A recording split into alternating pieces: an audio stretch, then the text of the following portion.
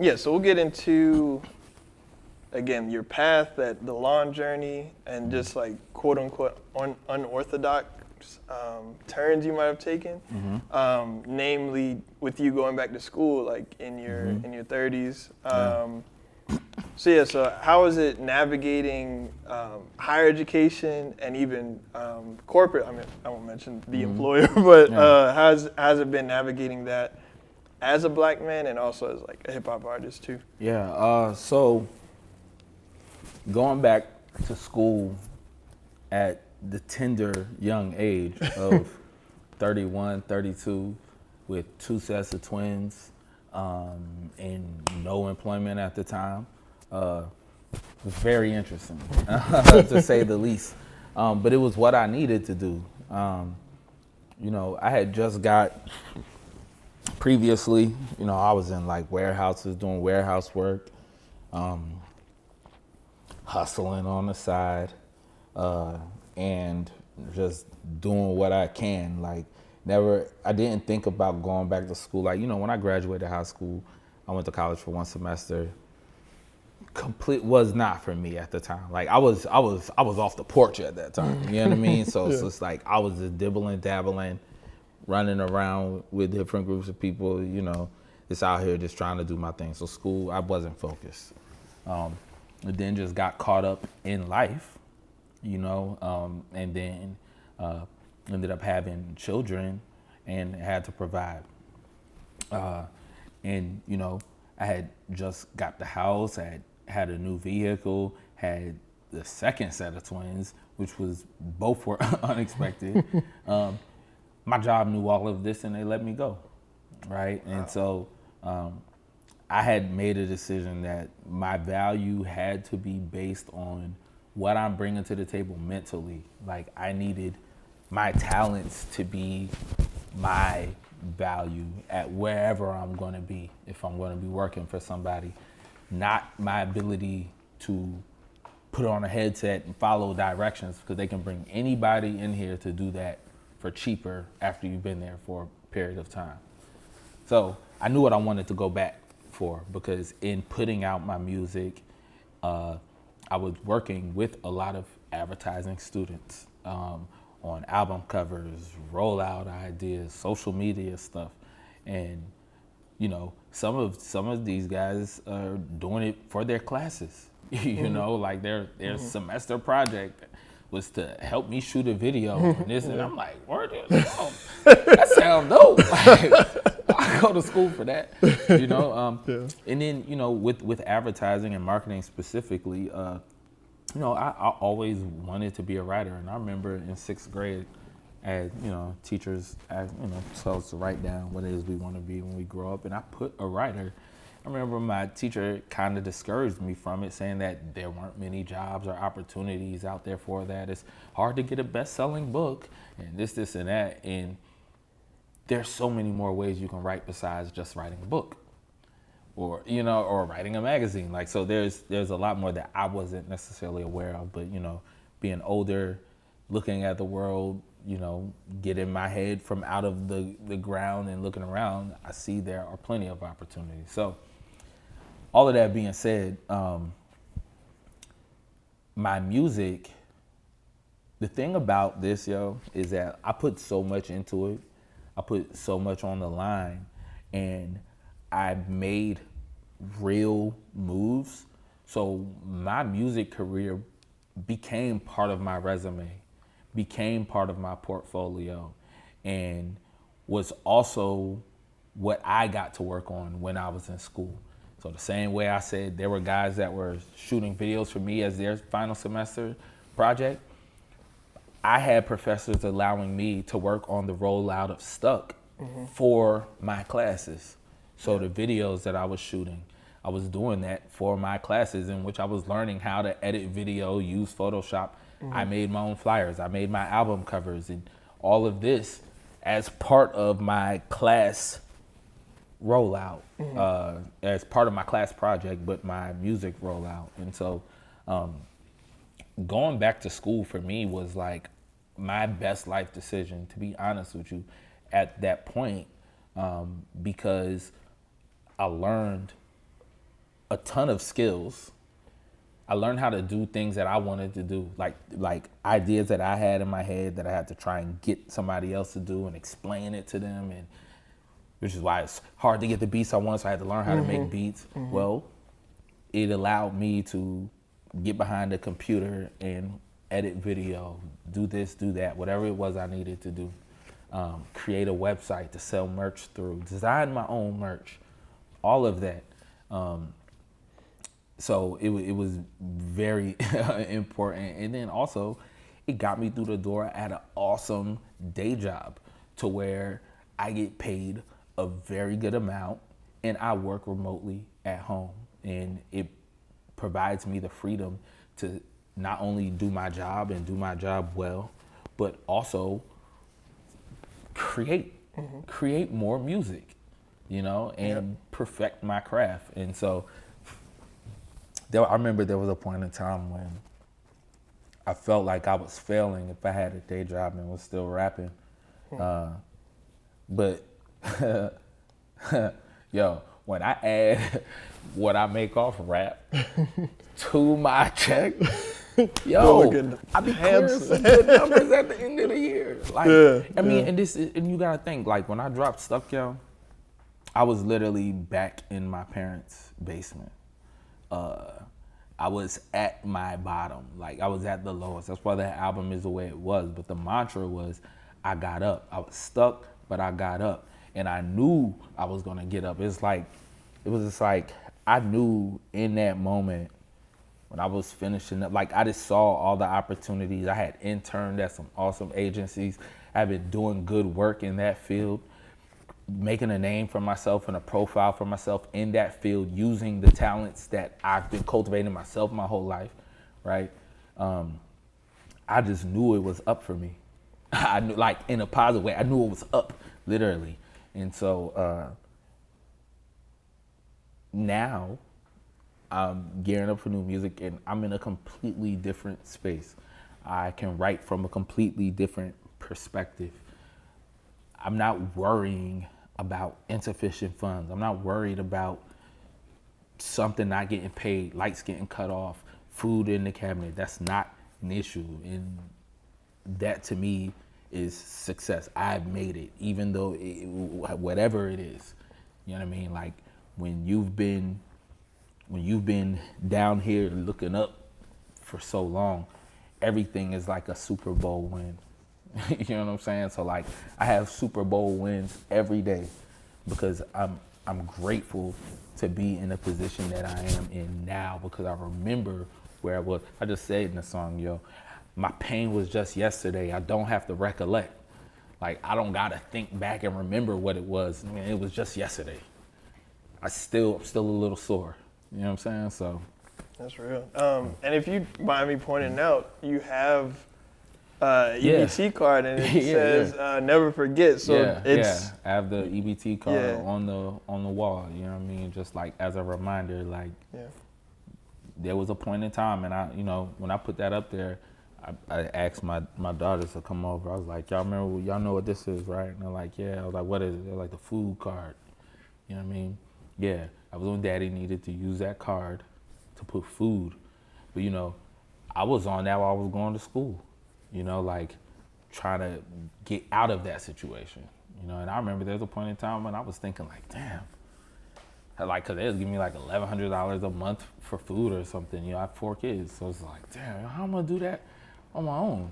And now to know that I don't even gotta think about it. You know what I'm saying? It's just a blessing. And I'm grateful every day.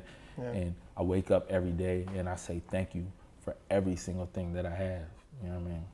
That's what's up, man. That's people gotta stay. People have to be appreciative. Yeah. Like your blessings come when you're appreciative. Like people get jaded, people take things for granted, and they don't be appreciative, and things get snatched from people. Yeah, it's true. But you gotta give it up.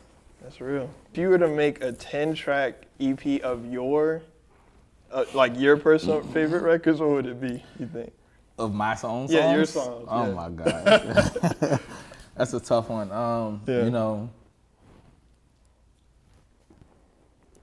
If I were to do that, I would probably pick highlights from my favorite projects of mine, right? So I would probably I would go back to Cut the Check. I'd probably take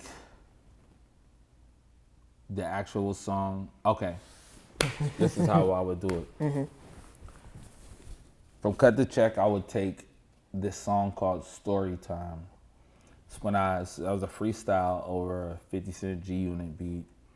And that was the first rap that I ever recorded that I wrote completely in my head. At the time, I was delivering piano. I was a piano truck delivery driver. And I couldn't write while driving, but I had all of this stuff coming to me this day, playing this instrumental. And I wrote and recorded I wrote that whole thing in my head, went home, recorded. That was the first of that, and I remember sending it to my homie. I was like, yo, I ain't writing on paper no more. I'm goated. I ain't writing on paper no more. I'm next level. You know what I mean? And that same day, he stopped. That was radio. He stopped writing on paper that same day. Like, oh, nigga, you ain't leaving me behind. Like, what are you talking about? So it'd probably be that one. Then if I jump to like Vices, I'd probably take, I love that album. Yeah, it's a great album. So I'd look at my performance records. I'd take Like Tanqueray. Tanqueray. And then I'd probably take Beast of Burden. Beast of Burden's good too. That's the intro, right? Yeah. Yeah. I'd either take Beast of Burden, Goddamn Murder, or Painkillers. I love Painkillers too. Like, those were all like, there's a lot woven into those lyrics. I won't be able to make a clean straight 10, but that's 4 right there. So let's just see. Then we'd go to Yellow Gold. 1 and 2, I would take the actual song Yellow Gold. And then I would probably take, I don't know. And then I would say I'll go to Trifling. Ugh, I love that album. Yeah. You put Walls I'd of take Jericho. Obnoxious. I'd take Walls of Jericho. Those are great performance songs. And then if I went to Stuck, I would take Mids. That whole album. Yeah, Was it Trill Burr? Yeah, You think Trill Burr? Yeah, nah, like, see, and that's fact. Like, That's so fact. I'm just like naming like a show set. Just like, you know, like, Yeah. but like I think if I was just listening, like, you know, I might take like I Ain't Cried Yet. I'd take songs like Bummin' Bogies, and you know, more Sleazy Wonder, Horace Hardbody, the Gas Station Store song from Yellow Gold. I don't know, like it's honestly hard. Like, you know, by the time I really like Vibes and the Vibes Refrain, and it's just like by the time I put these songs out, they've already gone into my heart. So, you know, it's hard for me to call, but I guess you can something in there, something in those songs. I know it's like picking like your favorite child. So I know it really tough. is kind of like I don't have a favorite song of mine. Like my favorite song of mine might be something I just did like last week. Yeah. So, yeah. That's real. Just a few more questions here. So, what is your most memorable moment with your music and outside of music?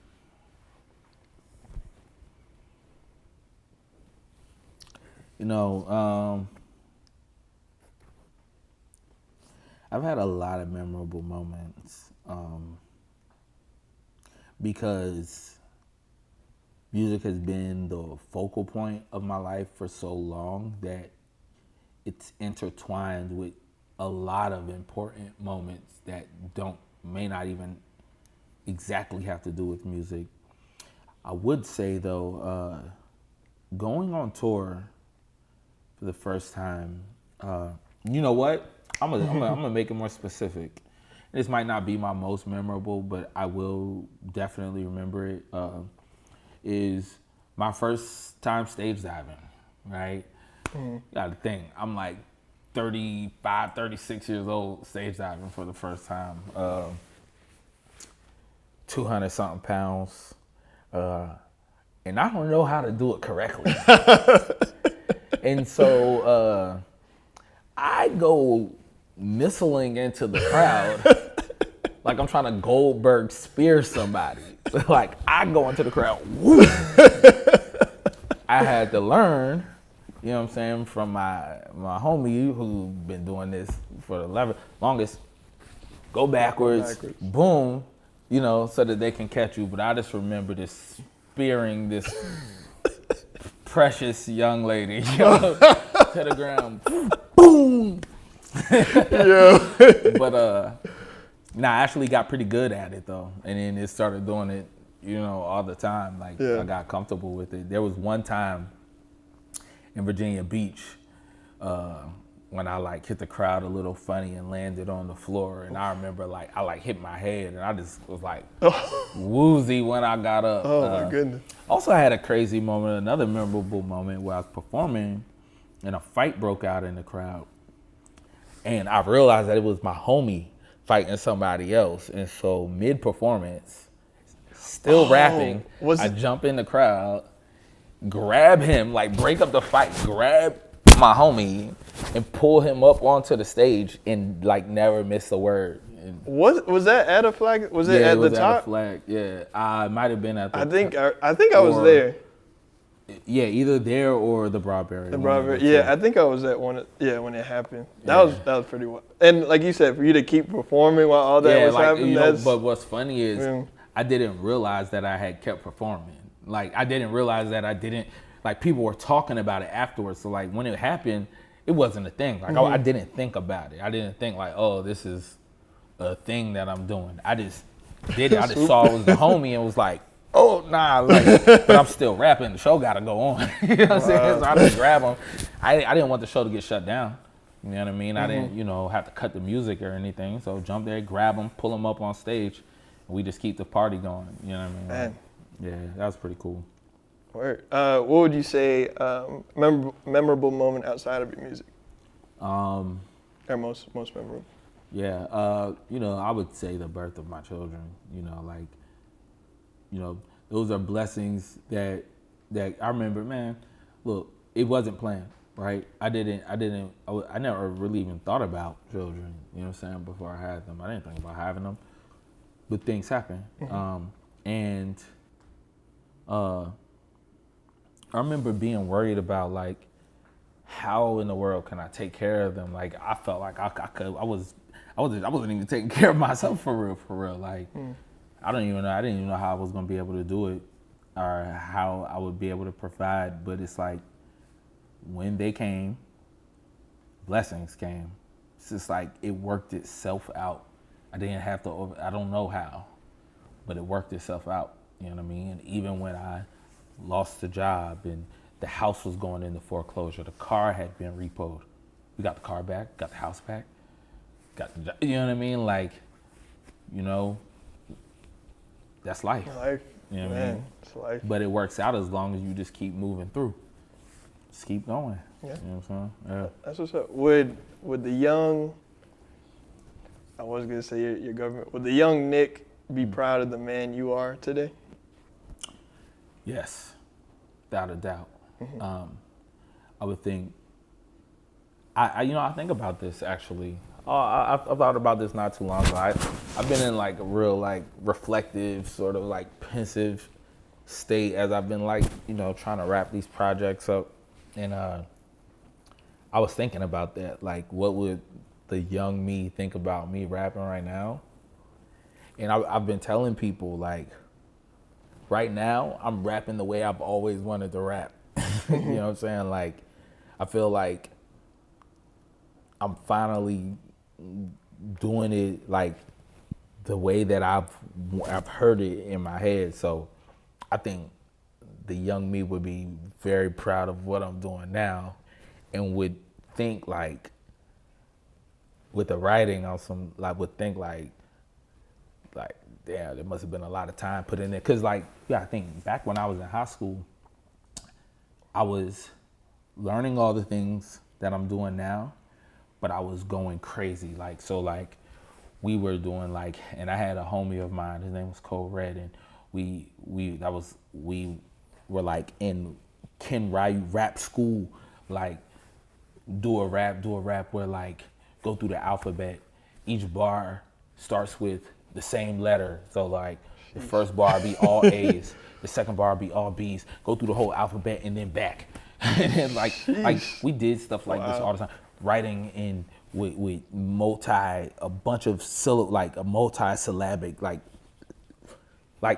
8-syllable rhymes schemes, whole line rhyme schemes where the whole line rhymes with the, like, we had nothing to do but spend time on doing this, right? But it used to take a lot of time. It was, but now it's like I've done it so much that like I can put full like sentences that rhyme completely. If you stack them on top of each other sonically, they will line up to rhyme like e, a, you know what I mean? Like, and that's like mastery, man. That's now I can do that easily. It's second nature, because it's been 20 something years of me working at this thing. You know what I mean? So, young me would be happy because I'm still the same as young me. Like I still go as hard as I did back then. Yeah, no doubt. And would you say even outside of your artistry, do you think as a man, like, do you think you? Yes, it's the same thing. Proud? Like I fell in love with the gym when I was young, like push-ups every day, pull-ups, running. Like I am who I was then. You know what I mean? Like same dude, just more money now and some children. Yeah. That's real. What's the biggest lesson you've learned since the world stopped, March 2020?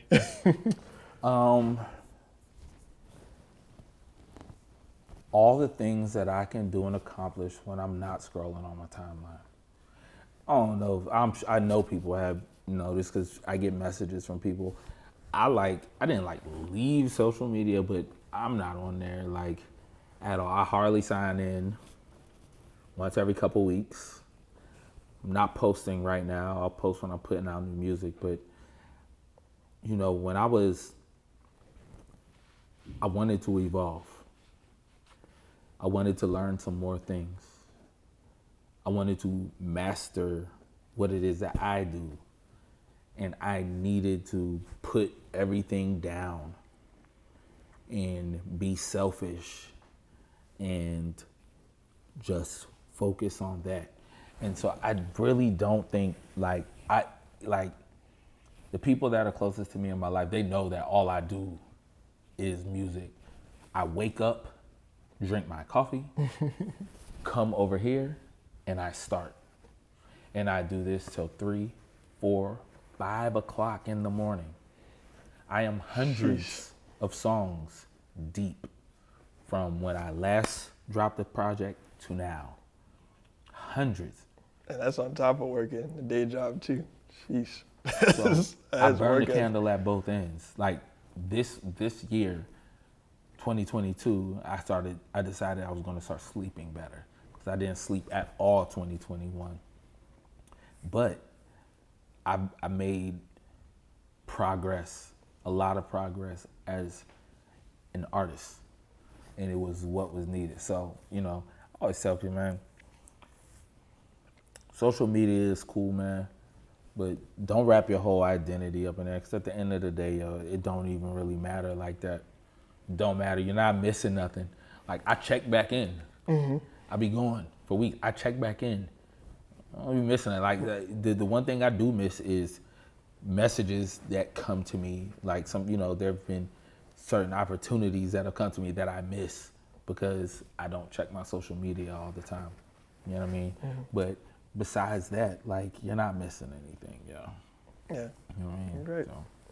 Right, I gotta take heed to that too, because that's like the allure of it. It's like, especially like with Twitter or something, it feels like. And it's like, like this is the thing. You know? And part of the thing is they always, they tell you gotta be out there, you gotta be in front of people. But what I've learned is that, like, one, people get tired of seeing you up and down the timeline every single day. Yeah. And then when people see you too often, I feel like they start to take you for granted. Yep. You're just whatever. You know what I mean? And I don't want to be that. I've never wanted to be part of why I've made such big adjustments and changes as an artist over time is because I hate doing what's expected. There was a point in time when I would do a show or put out a song and they'd be like, "Oh, Nick killed it as usual, as expected." And I wanted people to feel a way. So when I came out with Vices, sounding different, approach different, all of that, it was because I wanted people to feel a way. I didn't want you to love it or hate it, but don't feel indifferent. Like, you know, people can like there are artists where people listen, they're like, "Oh, that's cool, that's dope," and they don't listen again and they don't talk about it. Yep. So it's either love it or hate it, because even if you hate it, you're gonna tell somebody you hate it, and they might like it. Right? Yeah, that's you know true. What I'm saying? So that's true. That was my approach with that. Cool. Last question here. So I'm gonna phrase DMV, and I know we're as Virginians we're super territorial about that. But in this context, I mean like DC, Maryland, Virginia. So how has this tri-state area influenced your story, just as a whole, like artistry, who you are as a person? So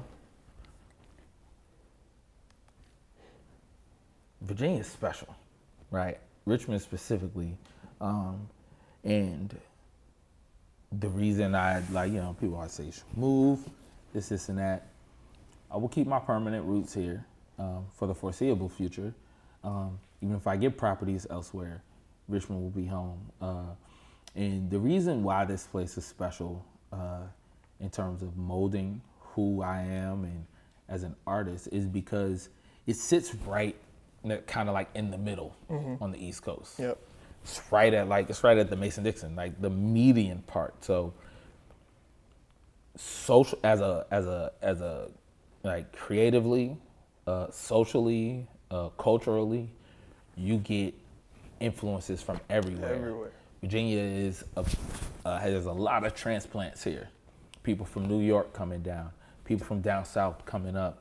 And so when we were in high school, we were listening to everything. Nas, Jay, all of that. And then turn around, 3 6 Mafia, Pastor Troy, UGK, all of that is like a big melting pot, a potluck of influences. And as an artist, you can hear all of that in my music, and you hear it authentically, right? Like I jump into a lot of different styles. I jump into different bags, but it don't ever sound like I'm trying to do that. Right. Because I'm not trying to do it. Right. I can hop into my Southern bag because we came up on 3-6, Project Pat. Like I grew up on that. I can hop into my Lyrical Miracle bag because I came up on Nas, Jay, and then further underground. We can go East Coast All Stars. You know what I mean? We can do the whole Raucous era, like all of that. So all of those influences were prevalent here because of the fact that people come from all places here, and it sits right in the middle. Had I been, say, in Atlanta, I might not have had the same New York influence. Style-wise, slang-wise, talk-wise.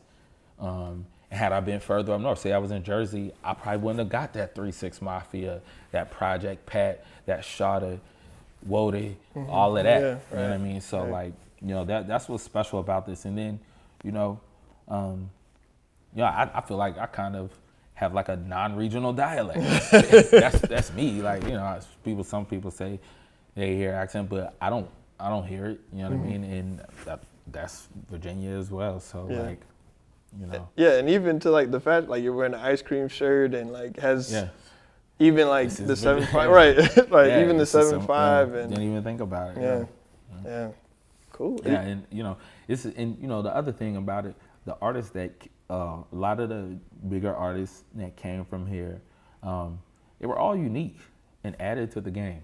You know, like Timbaland came with a whole different time signature, syncopation with his drums, all of that. Missy was different. Completely different. You can't even put a box on it. The Clips, the Neptunes. Yep. Completely changed the game. NERD, when Teddy Riley came in the game, different, changed the game. So, you know, this is a place of innovative skills. Like, come on, come on, son. Like, Right. come on, like, he literally wrote some of the biggest radio hits. Like, we can even all go over to like the Will Smith thing. Like, come on, son. So, you know, the year-end wrap-ups. Like, think about that. That started here in Richmond. It did. Yep. D'Angelo. Like, I mean. Yeah, Chris Brown. Yeah. I mean, I know Trey's in some hot water right now, but Trey's in hot water, but yeah. Like, you know, but like, yeah. I remember their come up. You know what I mean? Like, that was like, you know. So yeah, this is a great place. All sorts of influences, all sorts of history, and former capital of the Confederacy, and just all that comes with that too. The thing about this city, the story in the city, and all of that, the soul that's in the city. It's like like the thing about Richmond's music scene. I just want to shout out Richmond's music scene. Like, it's special, and it's recognized nationally. People know that there's something about Richmond. It's a small, special pocket where hip hop is special and punk. The punk rock scene is very special here. Very special. There's something special about this place that has the James River running through the center of it. You know what I mean? It's a soul, it's a feel, it's an air about this place. It's something about the air in this place. You know, so, you know, shout out to the city and shout out to everybody out there that's representing the city well, you know, putting their best foot forward when they're putting out music and saying it came from Richmond, you know, because I consider all of you guys when I'm dropping my music. I'm considering I need to represent the other artists in this city, right? You know what I mean? So, yeah. No doubt. Cool. That's all I got. You have anything else you want to add, or? Yo. Any plugs? I'm just gonna talk crazy real quick. I ain't gonna talk crazy. I'm just gonna let y'all know, man. I'm about to go crazy on y'all. That's all. Just go crazy on y'all with all this music. Like, my time away, my time silent was not spent twiddling my thumbs. It was trying to become a better artist for the world. So, that's all. Cool. Well, I appreciate you, man. This is dope. I appreciate. Yes. In fact, we started talking about doing this back when I was still in school. Yeah, I remember we met I like was still on in my campus, parents' right? basement, and I remember you had asked if we could do it at my space then, but I was in my parents' house, and I didn't want to do it at my parents' house because I was still going through the valley. You know what I'm saying? Yeah. I hadn't climbed out the valley yet. So I still remember that. Yeah. I'm glad we can do it now. And what was wild, I think we're the only two people like on by the campus that day. So I don't know, it just felt like prophetic. It was a dope moment. Yeah. So I'm glad we were able to do it, and this was dope. I appreciate it. Right.